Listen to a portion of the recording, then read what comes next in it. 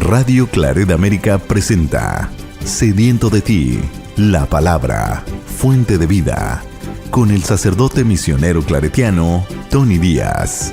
Reflexiones diarias del Evangelio. Aquí iniciamos.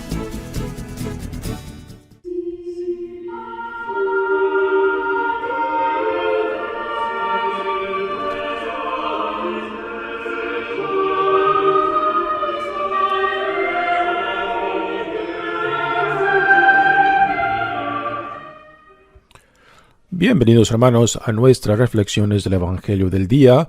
Hoy es lunes de la tercera semana de nuestra jornada cuaresmal.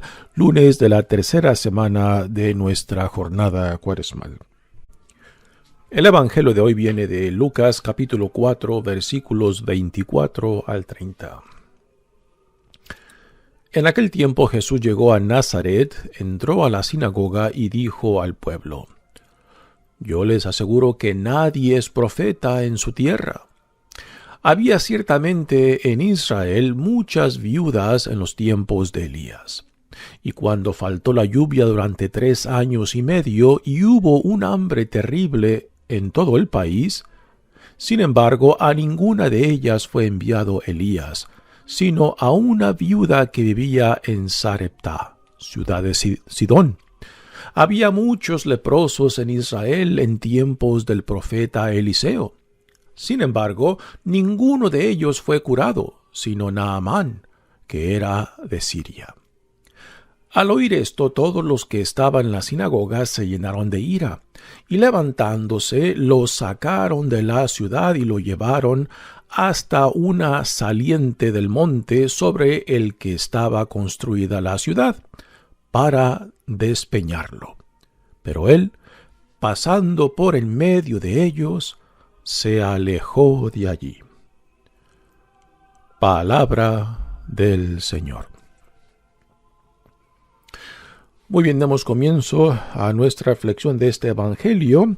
Ya damos comienzo a la tercera semana de nuestra jornada cuaresmal. La invitación sigue ahí por parte de la Iglesia como de Dios para entrar al misterio de nuestra salvación, pues esto es a lo que nos prepara esta temporada de Cuaresma, reconociendo nuestra necesidad fundamental de salvación, de reconciliación, de sanación para regresar a la integridad de la vida a la cual Dios nos llama en Jesucristo, de realmente revestirnos con esa dignidad e identidad que Él nos da en Jesucristo, de sabernos que somos hijos e hijas amados de Él.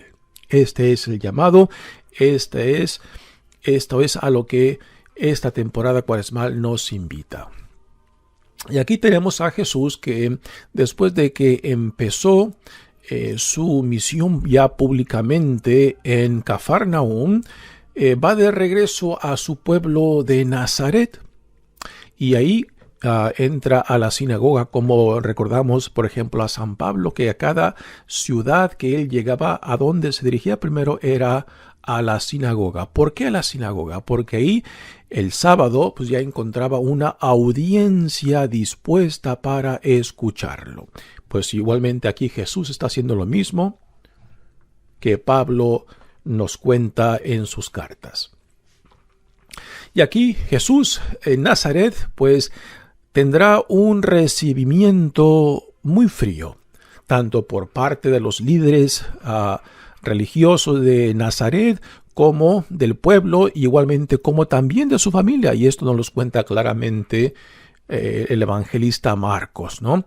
Y aquí está la experiencia que le dará a Jesús, lo que ya ha de anticipar día tras día en su trayectoria en Galilea, la resistencia, el rechazo y a últimas la condenación de los mismos líderes de su comunidad, ¿no?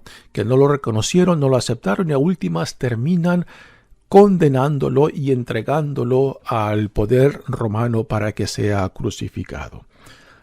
Así que aquí en Nazaret, en su propio pueblo, él pues es introducido a lo que ya vendrá después, lo va preparando en cierta manera para lo que vendrá después en el rechazo de entre su propio pueblo.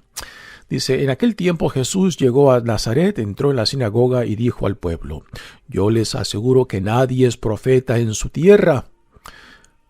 Y aquí no solamente son los líderes religiosos, sino también su propia familia y la gente que lo vio crecer ahí en Nazaret, lo que a últimas no lograrán entender y apreciar en él. Y también hay otro detalle que nos cuenta Lucas, que ahí Jesús no pudo hacer grandes obras porque la gente simplemente no creía. O sea, lo habían reducido a Jesús a sus expectativas.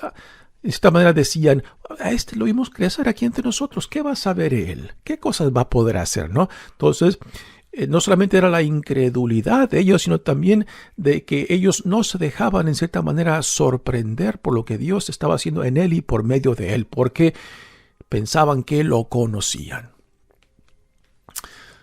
Continúa el Evangelio diciendo, había ciertamente en Israel muchas viudas en los tiempos de Elías, cuando faltó la lluvia durante 3 años y medio, y hubo una hambre terrible en todo el país. Sin embargo, a ninguna de ellas fue enviado, sino a una viuda que vivía en Sarepta, ciudad de Sidón.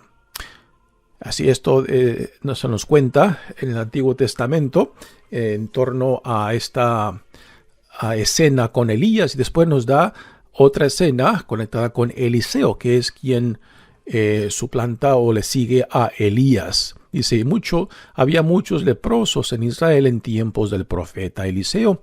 Sin embargo, ninguno de ellos fue curado, sino Naamán, que era de Siria.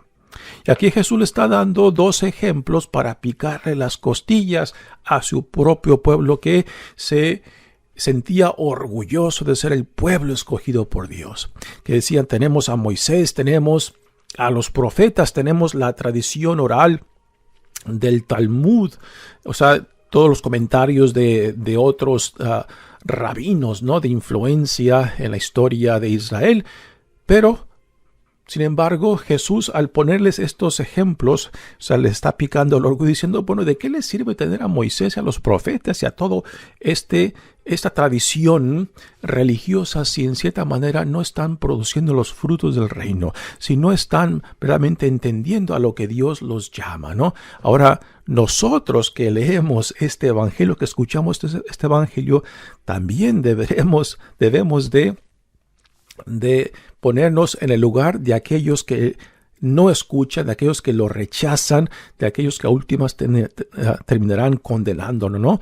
Por ejemplo, para nosotros hoy en día podemos decir también, bueno, ¿de qué nos sirve decir y sentirnos tan orgullosos de que somos la iglesia que Cristo fundó y que tenemos los sacramentos, que tenemos la tradición del Papa, ¿no? Si no estamos produciendo los frutos del reino que Dios, que Cristo espera de nosotros. ¿De qué nos sirve decir todo esto si a últimas no estamos produciendo estos frutos, ¿no? ¿Y por qué digo eso? Porque si en realidad estuviéramos produciendo los frutos del reino, entonces fuera una manifestación para el mundo de que Dios camina con nosotros. Y no quiero decir con esto que Dios no está caminando con nosotros, pero de que en cierta manera no estamos produciendo lo que deberíamos de producir, porque si así fuera, las puertas de nuestras iglesias estuvieran siendo tumbadas por la gente que quisiera entrar y decir, yo quiero algo de lo que hay en esta comunidad, yo quiero algo de esta gente, mira cómo viven, mira cómo se portan, mira cómo tratan a otros. ¿Es esto lo que la gente dice de nosotros como católicos? Y yo pongo esto como un reto también a mí mismo, ¿no? ¿Qué es lo que proyectamos hacia afuera? ¿Qué es lo que la gente de afuera ve hacia nosotros, ¿no? Si vemos algo que le despierte la curiosidad y el deseo de ser parte de lo que ven en nosotros. Pero no es esta la realidad. Repito, porque si así fuera, la gente estuviera tumbando las puertas para decir, yo quiero ser parte de esta comunidad, y no es esta la realidad en nuestra iglesia. Así que, así como Jesús le está picando las costillas, le está picando el orgullo a su propio pueblo, decir, en tiempos de Elías había muchas viudas necesitadas, pero Dios no mandó a Elías a ninguna de ellas, sino a una viuda en la región de Sidón, donde era y seguía siendo en tiempos de Jesús una región donde tradicionalmente no era una región judía, ¿no? Era una región pagana. Igualmente en tiempos del profeta Eliseos, Jesús dice, había muchos leprosos en Israel, pero Dios solamente sanó a este general sirio. Y vayamos a entender quién era Siria en aquel entonces. Eran enemigos de Israel, ¿no? Y con esto Jesús les pica el orgullo, les pica las costillas para decir, ¿de qué les sirve tener a Moisés y la ley y a los profetas si no están produciendo los frutos que Dios espera de ustedes? Pues igualmente nosotros, seriamente, Jesús nos cuestiona. Porque a veces, cuando nos comparamos en relación a otras denominaciones cristianas o a otras religiones, pensamos de que somos la crema innata, ¿no? Pero ¿de qué nos sirve tener tanto en lo que nos orgullecemos si no estamos produciendo los frutos que Dios espera de nosotros? Y es una pregunta seria que debemos hacer. ¿Qué es lo que nosotros proyectamos hacia afuera? Si es algo que despierta la curiosidad en otros, o es algo que la gente diga, si eso es el cristianismo, hombre, yo no quiero nada que ver con eso. Es una pregunta muy seria que tenemos que hacernos, particularmente en esa temporada cuaresmal, no simplemente como personas, sino como familias, como comunidad religiosa, o sea, como iglesia y también como sociedad. Si profesamos que somos una sociedad, una nación cristiana, bueno, a ver, ¿cuáles son los frutos del reino que estamos promoviendo para decir, esto es lo que nos identifica, lo que nos hace una comunidad cristiana? No creo que con una cara seria podamos decir eso. Por eso, estas palabras de Jesús, en las cuales les pica el orgullo a su propio pueblo, también nos está picando las costillas a nosotros mismos. Y debe de cuestionarnos. Porque si el Evangelio no nos cuestiona, entonces estamos muy satisfechos, muy contentos con nosotros mismos, pensando, tenemos todo esto y mira, somos la iglesia que Cristo fundó y que otras iglesias cristianas no pueden decir lo mismo. Sí, pero ¿de qué te sirve? ¿De qué no sirve decir eso? Continúa Jesús después diciendo, al oír esto, todos los que estaban en la sinagoga se llenaron de ira. Y levantándose, lo sacaron de la ciudad y lo llevaron hasta una saliente del monte sobre el que estaba construida la ciudad para despeñarlo. O sea, lo llevaron hasta ese punto para matarlo, ¿no? En su propio pueblo. Qué tristeza más grande haber sido para Jesús ir a su propio pueblo y tener este recibimiento, particularmente al comienzo de su misión. Vaya comienzo. Que entre su propia gente, en su propio pueblo, lo quieren matar ya. Y apenas va empezando. Así que este es un preámbulo para Jesús de lo que él verá, particularmente en el rechazo y la falta de fe entre su propio pueblo.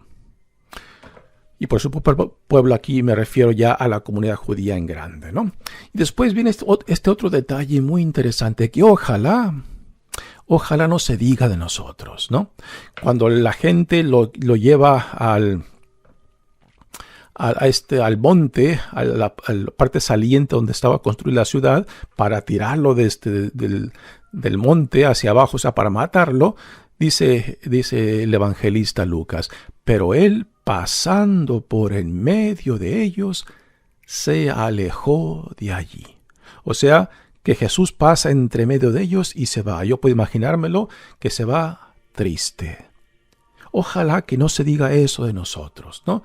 Que simplemente con querer defendernos orgullosamente con lo que tenemos, pero sin producir los frutos que Dios espera de nosotros, que digamos, pues mira, no lo necesitamos, y que Jesús se marche de entre nosotros, que pase por en medio de nosotros y se marche triste, porque también quizás somos un pueblo, una comunidad que muy orgullosamente decimos y repetimos lo que tenemos, pero que no lo reconocemos entre nosotros. No lo recibimos entre nosotros. No lo hacemos parte nuestra. Y entonces Él se marcha de entre nosotros. Repito, ojalá y que esto no se diga de nosotros, que no se diga de ti, que no se diga de mí, que no se diga de nosotros, ¿no? Que Cristo vino a ti para llamarte a la reconciliación, para llevarte a que te regreses a la casa del Padre al estilo del Hijo pródigo, para que te revistas con la dignidad que es tuya como hijo, como hija amada de Dios. Esta es la invitación durante esta temporada cuaresmal. Mi nombre es Padre Tony Díaz, misionero claretiano. Que Dios los bendiga. Radio Claret América presentó Sediento de ti, la palabra. Fuente de vida. Sus comentarios son importantes. Contáctenos en radioclaretamerica@gmail.com.